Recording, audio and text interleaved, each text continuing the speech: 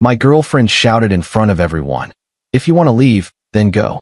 You'll come back to me on your own within a month. I was stunned. I'm 26, a software developer, and until 3 weeks ago, I thought I had my life figured out. I'd been dating Lena for 2 years, living in Portland, working remotely for a decent company. Everything seemed stable, comfortable, safe. Then I got the offer. It came in March, completely out of nowhere.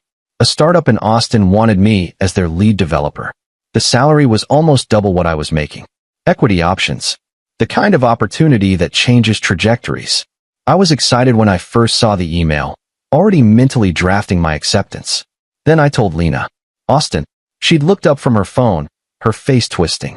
That's like, what, 2,000 miles away? Roughly 1,800, but yeah. And you're seriously considering it? I tried explaining the opportunity, the growth potential, how it could set us up for the future. She listened with her arms crossed, jaw tight, and when I finished, she said, "So you're just going to abandon me for money?" That stung. I told her it wasn't about abandoning anyone. We could do long distance. I'd fly back every month. Video calls every night. She shook her head like I was naive. Long distance never works. You know that. Plenty of couples make it work. Name one. One couple we know who did long distance and stayed together. I couldn't immediately, which she took as victory. She launched into all the reasons why it was a bad idea. The loneliness. The inevitable growing apart. The temptation. How I'd resent her for not moving with me, or she'd resent me for leaving. By the time she finished, my excitement had curdled into guilt. Over the next few weeks, every time I brought it up, she found new reasons why it was a terrible idea.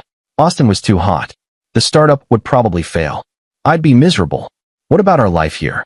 What about her job, her friends, her family? What about the apartment we'd just renewed the lease on? You're always chasing the next thing, she said one night while we were cooking dinner. When is enough actually enough for you? I'd stopped stirring the pasta sauce. That's not fair. This isn't about chasing anything. It's about growth. Growth.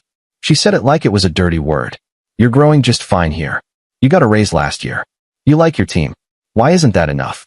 Because I want more than fine. She'd gone quiet then, and I realized how that sounded.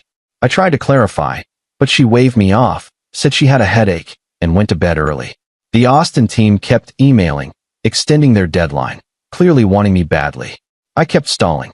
Every conversation with Lena ended the same way, with me feeling selfish and her feeling abandoned.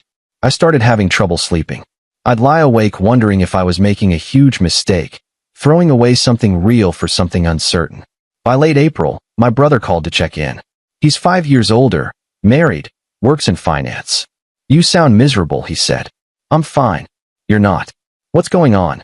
I told him about the offer, about Lena's reaction, about feeling stuck. He listened without interrupting, which I appreciated. Do you want to go? He finally asked. I think so. Yeah. Then go. It's not that simple. It is, actually. You're making it complicated because you feel guilty. But here's the thing. If Lena really loved you, she'd want what's best for your career. She'd figure out how to make it work, or at least support your decision even if it was hard. Instead, she's making you feel bad for wanting to advance. That's manipulation. She's scared of losing me. Then she should be trying to keep you, not control you. That conversation stuck with me, but not enough to change my mind. By May, I'd convinced myself to stay. I drafted an email declining the offer. Lena seemed relieved when I told her. She kissed me, said she knew I'd make the right choice, that we were stronger together. I sent the rejection email that night. Felt sick doing it, but told myself it was the mature decision. 3 days later, we went to her friend Bethany's birthday party at some bar downtown. The place was packed, music loud, people everywhere. Lena had been drinking since we arrived, starting with a cocktail, then another, then shots with Bethany.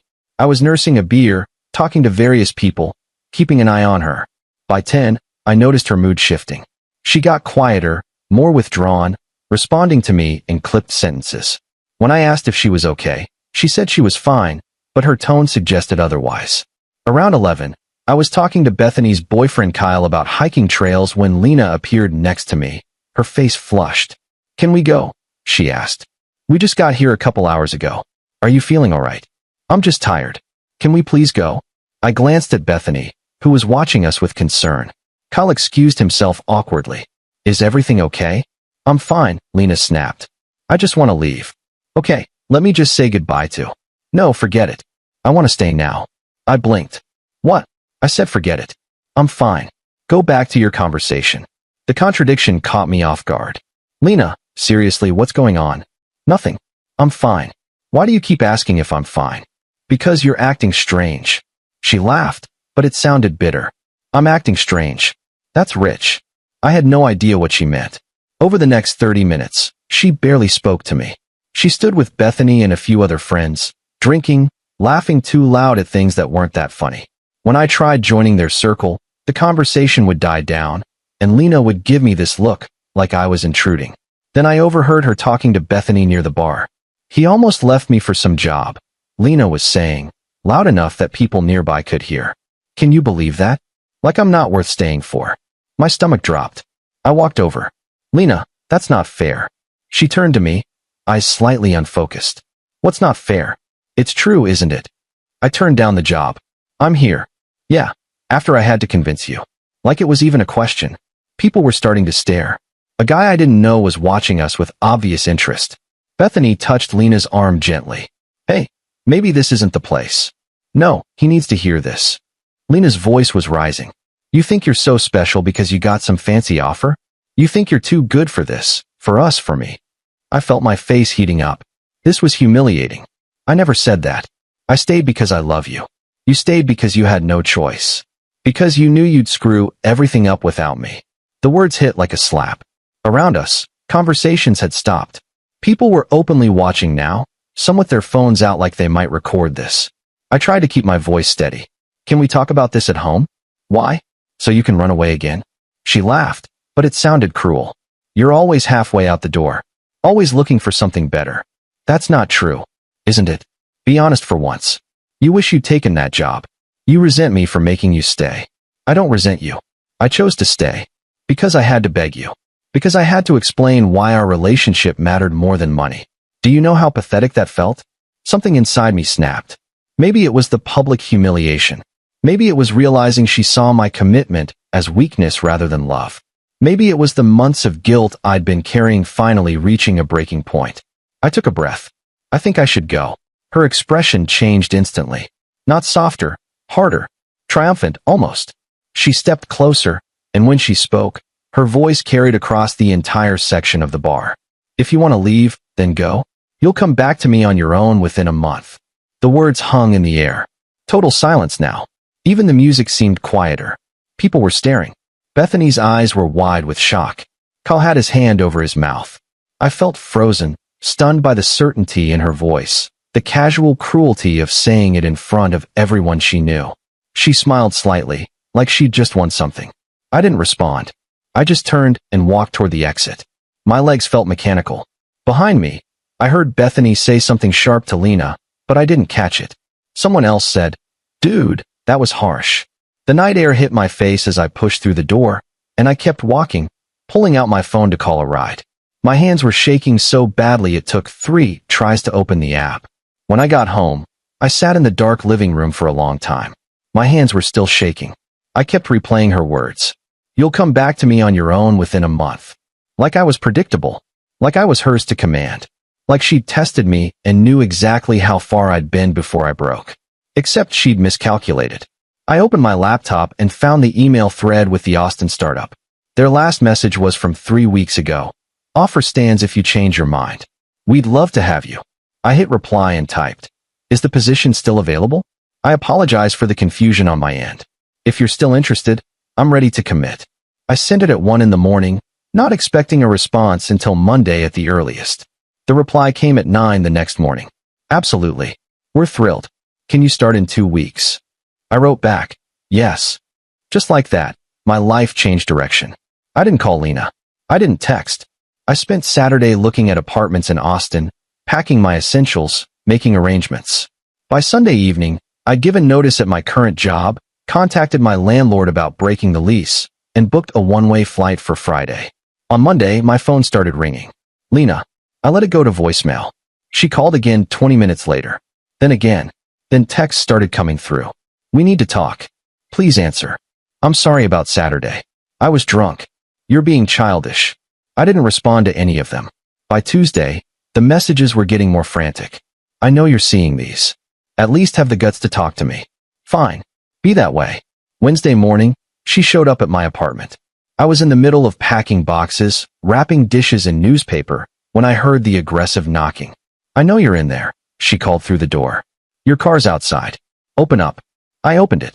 She looked exhausted, eyes red-rimmed, hair pulled back messily. For a split second, I almost felt sorry for her. You've been ignoring me, she said. I've been busy. Busy with what? Then she saw the boxes behind me, the half-empty bookshelf, the rolled-up rug. Her face went pale. What is this? I'm moving. Moving where? Austin. She stepped back like I'd physically pushed her. You're joking. I accepted the job. I leave Friday. But you turned it down. You chose to stay. We decided together. You decided. I caved. Her expression cycled through shock, anger, disbelief. Because of one fight? Are you serious? I apologized. You apologized for being drunk. Not for what you said. Not for how you said it. I didn't mean it. Yes, you did. You meant every word. You wanted everyone to see that you had me under control. That I'd never actually leave. Her hands were shaking now. That's not. I was just upset. You kept bringing up that stupid job for months. Like this wasn't enough for you. Like I wasn't enough. So you made me feel guilty for wanting to advance my career. You made me feel selfish for having ambition. I made you see reason. That job could have destroyed us. No, I said quietly. You destroyed us. Saturday night, in front of all your friends. You made sure I understood exactly how you see me. Tears started streaming down her face. Please don't do this. I love you. I'm sorry. I'll never say anything like that again. I swear. You're sorry you lost control of the situation. You're not sorry you feel that way. That's not true. Her voice cracked. I was scared. I'm still scared. Of losing you. Of being alone. Of you realizing you're better off without me. Then you should have tried to make me want to stay. Not trap me into staying. She grabbed my arm, fingers digging in desperately. Wait. Just wait. Can we talk about this? Really talk? Not like this. Not while you're packing. Let's go somewhere, get coffee, figure this out like adults. I gently pulled away. There's nothing to figure out. So that's it. 2 years, and you're just done. You told me to leave. I'm leaving. Her voice rose, tinged with hysteria. I didn't think you actually would. I thought you'd cool off and we'd work through it. And there it was. The truth beneath everything.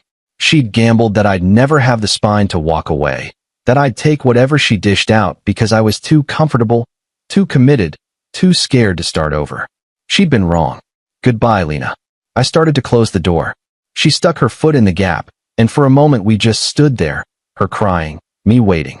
Please, she whispered. Don't throw away everything we built. You threw it away. Saturday night. In front of everyone. I moved her foot gently and closed the door. She stood outside for another 5 minutes, crying, begging me to open it, saying she'd wait for me, that we could do long distance, that she'd even move to Austin if that's what it took. Eventually, she left. The next 2 days were a blur. Friends reached out after hearing about the breakup. Lena's version, I assumed, since several texts asked if I was okay after everything that happened. A few specifically mentioned that I'd left her at the party.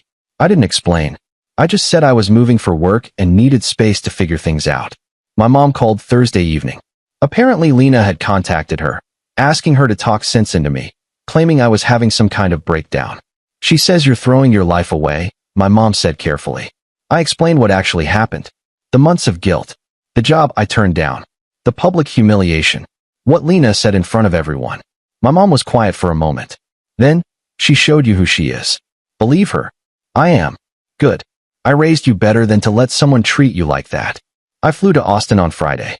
The first week was disorienting. New apartment, new office, new city. Everything felt temporary and strange. I ate takeout on my empty floor because my furniture wouldn't arrive for another week. I worked long days, meeting my new team, diving into code bases, trying to prove I was worth the gamble they'd taken on me. But also lighter. I wasn't walking on eggshells. I wasn't second-guessing my decisions.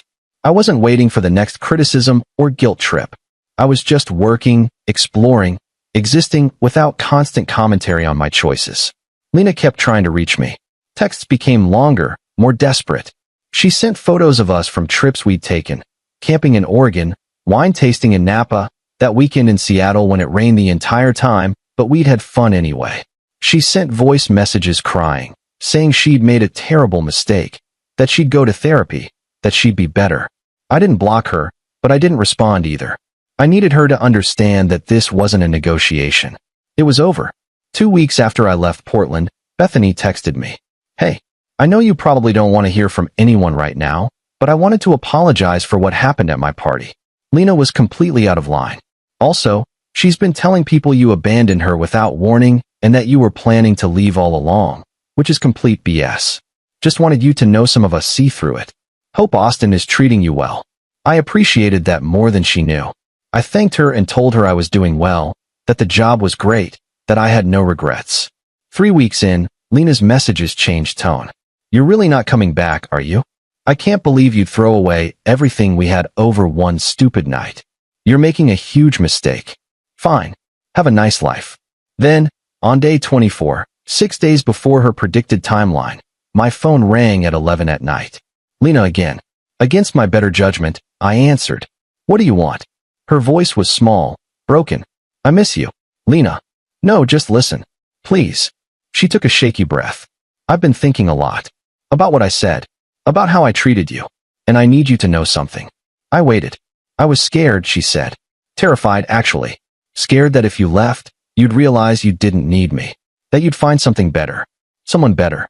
So I tried to make you stay by making you think you couldn't survive without me. And I know that's toxic. I know I was manipulative. I know I was wrong. It was the most self-aware thing she'd ever said to me. For a moment, I almost felt bad for her. But here's the thing, she continued, her voice hardening slightly. You proved me right. You did leave. You did choose something else over me. So maybe I was scared for a reason. And just like that, the sympathy evaporated. I chose myself, I said. That's not the same thing. It feels the same from here. Then you're not paying attention. I gave up that job for you. I was willing to stay, to build a life together. But you couldn't just be grateful or supportive. You had to make me feel small for even considering it. You had to humiliate me in public to prove you were in control. That's why I left. Not because I chose something over you, but because you made it impossible to choose you without losing myself. Silence on the other end. I'm sorry, she whispered. I know, but sorry doesn't fix it. So what now? Now you move on. And I do the same. Just like that. Just like that. She made a sound that might have been a laugh or a sob. You really won't come back. No. Not even. Her voice cracked. Not even to talk? To see if we could fix this? There's nothing left to fix. You broke something that can't be repaired. She was quiet for a long moment. Then, I hope you're happy there. I really do. I didn't know if she meant it, but it didn't matter. Take care of yourself, Lena. I hung up. She didn't call again. It's been 3 months now.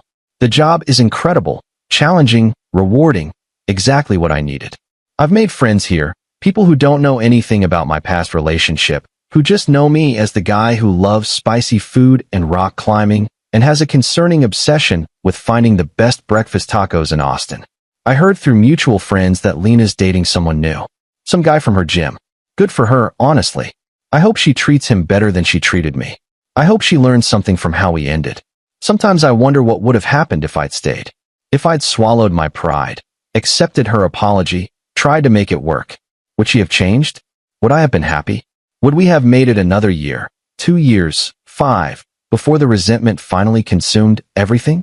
But then I remember standing in that bar, surrounded by strangers watching our relationship implode, and I remember her face when she told me I'd come crawling back. The absolute certainty in her voice. The casual cruelty. The assumption that I was hers to control. She gave me 1 month. I gave her 4 days. Best decision I ever made.